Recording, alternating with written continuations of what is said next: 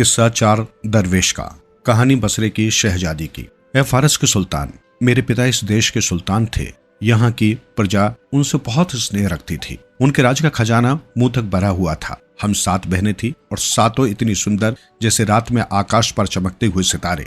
एक दिन मेरे पिता ने अपनी 7 बेटियों को अपने पास बुलाया और उनसे कहा, ए मेरी प्यारी बेटियों, मैं तुमसे आज एक प्रश्न पूछना चाहता हूँ। अवश्य पूछिए पिताजी, सातों ने संवेद स्वर में कहा। मेरे पिता ने कहा, ए मेरी बेटियों, आज मुझे ये बताओ कि तुम सब यहाँ जो ऐश्वर्यशाली जीवन व्यतीत कर रही हो, वो सब किसके कारण है? क्या इस कारण नहीं कि तुम्हारा पिता एक राजा है? ये सब आपके कारण है अब्बा हुजूर। हम सब जो इतने सुख और ऐश्वर्य में रह रही हैं, वो सब आपके पुण्य प्रताप से ही तो है। मेरी 6 बहनों ने कहा, लेकिन मैं खामोश रही। तब मेरे पिता ने मुझसे पूछा, तुम चुप क्यों हो बेटी? क्या तुम्हें अपनी बहनों की राय से इत्तेफाक नहीं? इस पर मैंने कहा, अब्बा हुजूर, मैं जो कुछ कहूंगी वो शायद आपको अच्छा नहीं लगेगा, लेकिन सच यही है कि संसार का हर कार्य खुदा की इच्छा से ही चलता है। वही मारने वाला है और वही जिलाने वाला, वही सर्वोपरि है। इंसान तो मात्र खिलौना है उसके हाथों का। मेरे पिता को सचमुच मेरी बात अच्छी नहीं लगी। उनका चेहरा गुस्से से लाल हो उठा। उन्होंने कांपते स्वर में कहा, ऐ मेरी नाशुक्र बेटी, अब मैं तुझे बताऊंगा कि तेरे सुख और ऐश्वर्य का कारण मैं हूं, सिर्फ मैं, तेरा वो तथाकथित खुदा नहीं। उसी दिन मेरे पिता ने मुझे राज से बाहर निकालने का आदेश जारी कर दिया। पिता के आदेश पर मुझसे सारे राजसी वस्त्र छीन लिए गए और भिखारियों जैसी दीनहीन अवस्था में मुझे शहर बदर नगर परित्याग कर एक सुनसान जंगल में छोड़ दिया गया। वो एक घना और भयंकर जंगल था। चारों ओर जंगली जानवर दहाड़ते फिर रहे थे। जब रात हुई और अंधेरा फैलने लगा तो मैं दहशत के मारे एक पेड़ पर चढ़ गई। मैं दिन भर की भूखी प्यासी थी। जैसे तैसे रात काटी और सवेरा हुआ तो मैं पेड़ से उतरी और भोजन की तलाश में इधर उधर भटकने लगी। संयोगवश मुझे कुछ जंगली फल मिल गए, जिन्हें खाकर मैंने अपनी भूख मिटाई। मैं सोचने लगी कि इस बियाबान जंगल से कैसे निकलूं, कहाँ जाऊं, क्या करूं। ऐसे में सिवा खुदा के कोई मेरा सहारा न था। इसलिए मैंने मन ही मन खुदा से मन्नतें मांगने लगी कि ए पाक परवरदिगार, मुझ पर इतना बड़ा जुल्म क्यों ढाया जा रहा है? क्या तेरी दुनिया में सच बोलने वालों का यही इनाम है? मेरे खुदा, मुझ पर रहम कर और एक एक आई हुई इस मुसीबत से मुझे निजात दिला। 3 दिन तक मैं अपने खुदा को याद करती उस बियाबान जंगल में भटकती रही। मुझे यकीन था कि मेरी पुकार जरूर मेरे खुदा के कानों में पहुंचेगी और मेरे दुखों का अंत हो जाएगा। और हुआ भी वही। चौथे दिन जब मैं उस जंगल में भटक रही थी तो एक फकीर उधर से गुजरा। मुझे ऐसी दीनहीन हालत में देखकर फकीर को बड़ा आश्चर्य हुआ। उसने मुझसे पूछा, बेटी तू कौन है और इस जंगल में अकेली क्यों भटक रही है? मैंने उसे अपने दुखों की समूची कहानी कह सुनाई। मेरी कहानी सुनकर फकीर ने कहा, बेटी धीरज रख। ये जो कुछ तेरे साथ हो रहा है वो शायद अल्लाह की मर्जी से ही हो रहा है। जीवन तो धूप छांव का खेल है। कभी सुख है तो कभी दुख। अगर सुख तुझसे छिन गया है तो क्या गम, ये दुख भी स्वयं ही दूर हो जाएंगे। हिम्मत से काम ले और मेरे साथ चल। मेरे पास उसकी बात मानने के अलावा और कोई चारा न था। अंत में मैं चुपचाप उस फकीर के साथ चल पड़ी। फकीर मुझे अपने झोंपड़े पर ले आया जो जंगल के दूसरे छोर पर था। फकीर सुबह सवेरे उठकर शहर चला जाता था और दिन भर शहर में भीख मांगता था। शाम को वो झोंपड़े में लौटता और जो कुछ भीख मिली होती उसे मेरे हवाले कर देता। हम दोनों मिल बांट कर उसे खा लेते थे। फकीर ने मुझे अपनी बेटी बना लिया था और मुझे हर प्रकार का सुख पहुंचाने की कोशिश करता रहता था। एक दिन की बात है, जब मैं अपने बाल धो रही थी तो मुझे अपने बालों में लिपटा हुआ एक मोती मिल गया। वो मोती शायद उन सेविकाओं की नजर से छूट गया था जब वे शाही वस्त्र मेरे शरीर से उतार रही थी। शाम को जब मेरे धर्म पिता यानी वो फकीर घर लौटा तो मैंने उसे वो मोती दिखाया। मैंने उससे कहा, बाबा इस मोती को रख लो और शहर ले जाकर किसी जौहरी को बेच देना। इससे हमें थोड़ा बहुत धन तो मिल ही जाएगा। मेरे धर्म पिता ने वो मोती सहेज कर अपनी गुदड़ी में रख लिया। अगले दिन शाम को जब वो घर लौटा तो एक थैली मुझको देकर बोला, बेटी तेरा वो मोती 500 सोने की मोहरों में बिका है। ये रही उससे मिली सारी रकम। इतनी सारी मोहरें देखकर मेरी खुशी का ठिकाना न रहा। मैंने प्रसन्नता भरे स्वर में कहा, बाबा अब हम इस झोंपड़े में नहीं रहेंगे। इन मोहरों से हम जल्दी ही अपना घर बना लेंगे। तुम इस थैली को जमीन में गाड़ दो जिससे कि कोई चोर इसे चुरा कर न ले जाए। फकीर को मेरी बात उचित लगी। उसने कुदाली से झोंपड़े के अंदर एक स्थान पर जगह खोदनी शुरू कर दी। अचानक उसकी कुदाली किसी धातु की वस्तु से टकराई। उसने और खोद कर देखा तो वो एक लोहे का कड़ा था जो एक संगमरमर के ढक्कन के साथ जुड़ा हुआ था। फकीर ने ढक्कन को हटाया तो उसका मुंह हैरत से खुला का खुला रह गया। ढक्कन के नीचे सीढ़ियां थी। ये सब करिश्मा देखकर मैं भी हैरान थी। फकीर ने जब सीढ़ियों से नीचे उतरने का इशारा किया तो मैं चुपचाप उसके पीछे चल पड़ी। सीढ़ियों से उतरकर हम एक ऐसे कमरे में पहुंचे। उस कमरे में सोने की मोहरें और हीरे जवाहरातों से भरे अनेक मटके रखे थे। ये देखकर मैं खुशी से चीख पड़ी, आह, अब हमारे पास कई बादशाहों से भी ज्यादा खजाना है। हम संसार के सबसे बड़े धनवान हो गए। अब मैं इस जंगल में एक ऐसा नगर बसाऊंगी जो संसार में सबसे अधिक सुंदर होगा। अगले ही दिन मैंने विभिन्न नगरों से हजारों मजदूरों और उत्तम कोटि के शिल्पियों को बुलाकर एक भव्य नगर बनाने का आदेश दिया।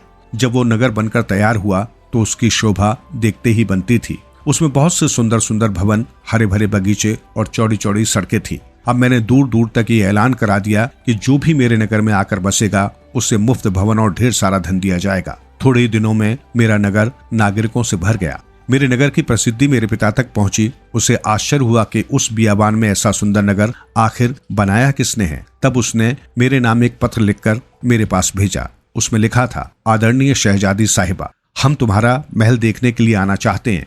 हमें ये भी बहुत जिज्ञासा है कि तुम कौन हो और किस देश से आई हो। कृपया हमें सूचित करो ताकि हम तुम्हारा और तुम्हारे महल का दीदार कर सकें। मैंने तुरंत संदेशवाहक के हाथों उत्तर लिख भेजा, आपका स्वागत है महामहिम, मैं हमेशा आपके स्वागत के लिए हाजिर रहूंगी। और फिर एक दिन मेरे पिता मुझसे मिलने के लिए आ पहुंचे। मैंने उनका गर्मजोशी के साथ स्वागत किया और एक ऊंचे आसन पर उन्हें बैठाया। मेरी सेविकाएं उनकी खातिरदारी में जुट गईं। मैंने उस समय अपने चेहरे पर एक महीन सी नकाब डाली थी, जिस कारण वे मुझे पहचान नहीं पाए। मेरे महल को देखकर वे अत्यंत विस्मित थे, क्योंकि इससे पूर्व उन्होंने इससे ज्यादा सुंदर और कोई महल नहीं देखा था। वे मेरे बारे में जानने को बहुत उत्सुक मालूम होते थे। आखिर उन्होंने पूछ ही लिया, ऐ शहजादी, तुम्हारे पास तो अकुत धन है, क्या तुम्हारे पिता विरासत में इतना धन छोड़ गए थे? आपका अंदाजा सही नहीं है महामहिम, मैं बोली। अपने पिता से तो मुझे एक फूटी कौड़ी भी नहीं मिली थी, तब फिर इतना धन तुम्हारे पास कहां से आया? ये सब मुझे अपने नसीब से हासिल हुआ है, मैंने उत्तर दिया। मेरे पिता मेरे इस उत्तर से संतुष्ट नहीं हुए। बोले, मुझे नसीब जैसी किसी बात पर यकीन नहीं है, जरूर तुम मुझसे हकीकत छुपा रही हो। मैं बिल्कुल सच कह रही हूँ महामहिम, यकीन न हो तो अपनी आंखों से देख लीजिए। ये कहकर मैंने अपने चेहरे से नकाब हटा दी। मेरे चेहरे पर नजर पड़ते ही मेरे पिता खुशी से चिल्ला उठे, बेटी बेटी, क्या सचमुच मैं तुम ही हो? हाँ पिताजी, मैं ही हूँ, आपकी अभागिनी बेटी, जिसे आपने दीनहीन हालत में घर से निकलवा दिया था। मैंने कहा, देख लीजिए अपने नसीब से क्या बन गई। मेरे पिता ने गदगद होकर मुझे अपनी छाती से लगा लिया। मेरी आंखों से भी खुशी के आंसू बहने लगे। पिताजी बार बार शर्मिंदगी भरे स्वर में अपने किए की माफी मांग रहे थे और बार बार मुझसे अपने शहर वापस लौटने के लिए आग्रह कर रहे थे। मैं उनके साथ तो न गई, अलबत्ता अपनी बहनों और अन्य सखी सहेलियों को अपने पास बुला लिया। पिताजी कभी मेरे पास रहते तो कभी अपने नगर में। इस प्रकार मेरे दिन हंसी खुशी में बीतने लगे। अंत में वो समय भी आ पहुंचा जो सबके जीवन में आता है। एक दिन मेरे पिता इस संसार से चल बसे। उनके बाद उनके राज्य की बागडोर मैंने संभाल ली और राज्य का संचालन करने लगी। इस बीच ये यात्री यहाँ आ पहुंचा। मैंने इसके मुंह से नीमरोज वाली कहानी सुनी तो मैं उसका रहस्य जानने को व्याकुल हो उठी। मैंने निश्चय कर लिया कि अब मैं उसी व्यक्ति के साथ विवाह करूंगी जो मुझे नीमरोज का रहस्य मालूम करके बताएगा। ये कहकर शहजादी खामोश हो गई। शहजादी जब अपनी कहानी सुना चुकी तो मैंने उससे कहा, ऐ शहजादी, मैं तुम पर दिलो जान से फिदा हूँ। तुम्हारे बिना अब मैं जी नहीं सकता। मैं प्रतिज्ञा करता हूँ कि नीमरोज जाकर उस रहस्य को मालूम करके ही दम लूंगा, और यदि इस प्रयास में मैं सफल नहीं हुआ तो अपनी जान दे दूंगा। शहजादी मेरी बात सुनकर खुश हो गई। मैंने उससे विदा ली और उसी दिन नीमरोज के लिए चल पड़ा। लगभग 1 वर्ष की यात्रा तय करने और अनेक कठिनाइयों को झेलकर अंततः मैं नीमरोज पहुंच ही गया। वहां मैंने सभी नगरवासियों को शोक वस्त्र धारण किए हुए देखा।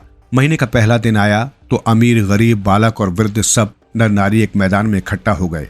मैं भी एक ओर खड़ा होकर देखने लगा कि देखें अब क्या होने वाला है। इतने में एक सुंदर युवक सांड पर बैठकर रेगिस्तान की ओर से आया। उसके पीछे पीछे गुलाम भी अपने हाथों में कुछ थामे वहां पहुंचा। युवक के हाथों में नंगी तलवार थी।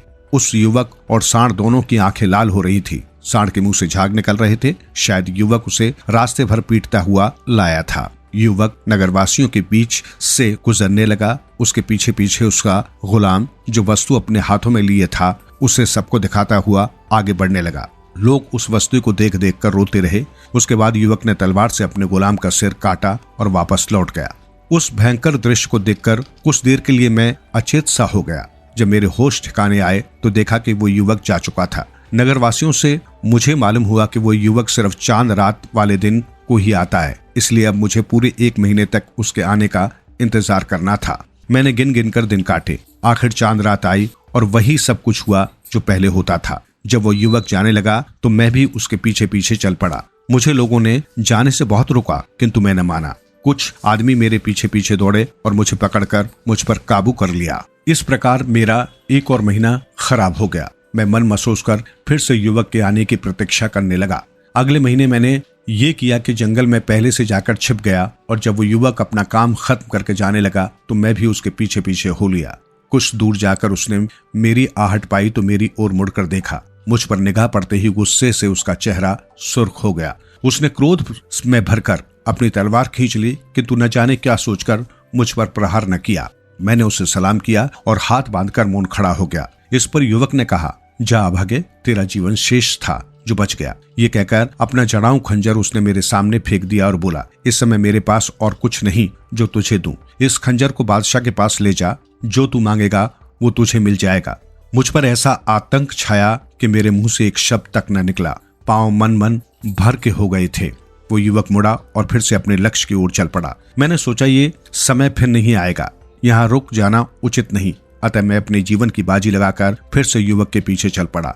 वो फिर क्रोधित हुआ, किंतु मैं डरा नहीं। मैंने उससे कहा, बेशक तू मुझे मार डाल, लेकिन जब तक मैं ये न जान लूं कि तू है कौन और क्यों नर हत्याएं करता है, मैं तेरा पीछा नहीं छोड़ूंगा। इस बार उसने सिर्फ क्रोधित दृष्टि से मुझे घूरा और अपना सांड आगे बढ़ा दिया। मैं फिर उसके पीछे पीछे चल पड़ा। चलते चलते वो एक किले के दरवाजे पर पहुंचा और जोर से चिल्लाया। उसके चीखने से द्वार सहसा ही खुल गया। युवक अंदर घुसा तो पीछे पीछे मैं भी किले में दाखिल हो गया। अब मेरे सामने एक बाग था जिसमें 2 दिशाओं में अनेक भवन बने हुए थे। वहां 50 सेवक सिर झुकाए खड़े थे। युवक सांड से उतरा और फिर एक आश्चर्यजनक बात हुई। युवक की आंखें अंगारे जैसी लाल हो गई।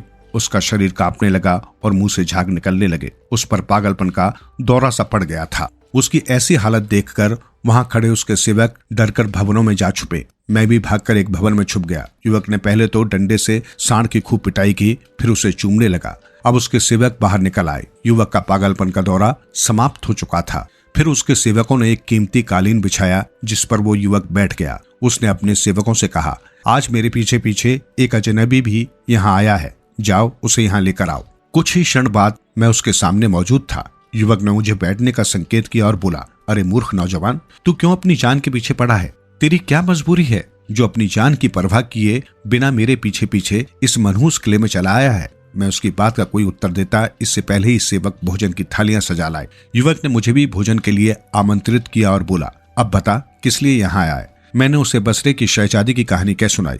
फिर उससे कहा, मैं अपनी सारी दास्तान तुम्हें सुना चुका हूँ, अब तुम भी मुझे अपनी कहानी सुना दो और हर चांद रात को तुम जो कुछ करते हो उसका रहस्य मुझे बता दो, जिससे मैं लौटकर बसरे की शहजादी के साथ विवाह कर सकूं।